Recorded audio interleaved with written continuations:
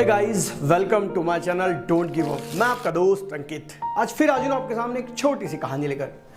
एक राजा था जिसके पास 4 घोड़े थे जो राजा को बहुत प्रिय थे और राजा उन घोड़ों को ट्रेनिंग देना चाहता था। लेकिन जो भी व्यक्ति उन घोड़ों को ट्रेनिंग देने आता वो व्यक्ति उन घोड़ों को ट्रेनिंग नहीं दे पाता था, क्योंकि वो घोड़े बहुत बदमाश, बहुत उदंड थे जो यहाँ वहाँ कूदते रहते थे। और जब भी कोई व्यक्ति उन घोड़ों पर चढ़ने की कोशिश करता था तो वो घोड़े उस व्यक्ति को गिरा देते थे।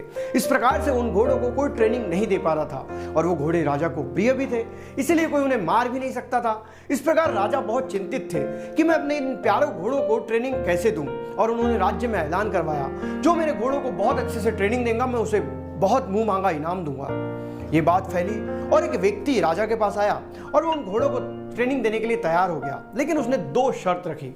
पहली शर्त ये कि इन घोड़ों को मैं 1 साल में पूरी ट्रेनिंग दूंगा, और दूसरी शर्त यह है कि इन घोड़ों के साथ रहने की, खाने की, सब कुछ करने की मेरी व्यवस्था करवाई जाए। इन घोड़ों को चारा पानी भी मैं ही दूंगा, इन घोड़ों की सेवा देखभाल भी मैं ही करूंगा।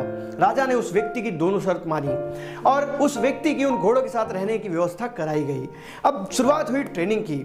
वह व्यक्ति उठता और सुबह घोड़ों को एक खुले बाड़े में छोड़ देता और घोड़े आजादी महसूस करके यहाँ वहाँ कूदने लगते, खेलने लगते, और वो व्यक्ति उस बाड़े के किनारे किनारे अकेला अकेला ही दौड़ने लगता। वो उन घोड़ों को चारा खिलाता, पानी पिलाता और शाम को उन घोड़ों के पास ही सो जाता। इस प्रकार रोज वो घोड़ों को बाड़े में छोड़ता और खुद वो बाड़े के किनारे किनारे दौड़ा करता। यह देख वो घोड़े भी कुछ दिनों बाद उस व्यक्ति के पीछे पीछे दौड़ने लगे और इस प्रकार से वो अपनी ट्रेनिंग जारी रखने लगा। इस प्रकार 6 महीने बीते और राजा उन घोड़ों को देखने आया कि ट्रेनिंग कैसी है। तब उसने देखा कि वो ट्रेनर आगे आगे दौड़ रहा है और घोड़े उसके पीछे पीछे दौड़ रहे हैं। यह देख राजा बहुत प्रभावित हुआ और राजा वहां से चला गया और 1 साल का समय पूरा हुआ और घोड़ों की ट्रेनिंग खत्म हुई।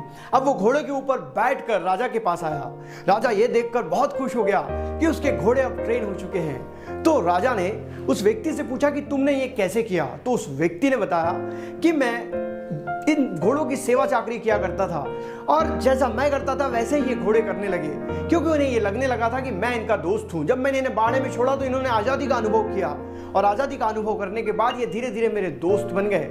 और इस प्रकार से जब मैंने इन घोड़े की पीठ पर सीट रखा तो पहली बार इन्होंने गिरा दिया, फिर मैंने दूसरी बार सीट रखा तो घोड़े सीट रखने लगे, फिर मैं कुछ देर उनके पीठ पर बैठ जाता और उतर जाता, फिर जब वो मुझे अपनी पीठ पर बैठाने लगे तो मैं उनके पीठ पर उन्हें दौड़ाना भी शुरू कर दिया और ऐसा करते करते मैंने इन घोड़ों को ट्रेन कर दिया।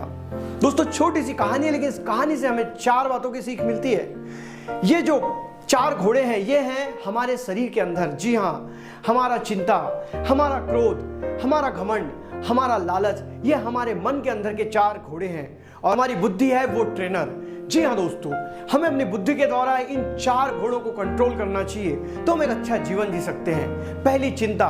जी हाँ, हम चिंता करके बहुत चिंतित हो जाते हैं, लेकिन चिंता से हमारा शरीर ही कमजोर होता है। हमने चिंता नहीं करनी चाहिए, बल्कि हमने चिंतन करना चाहिए।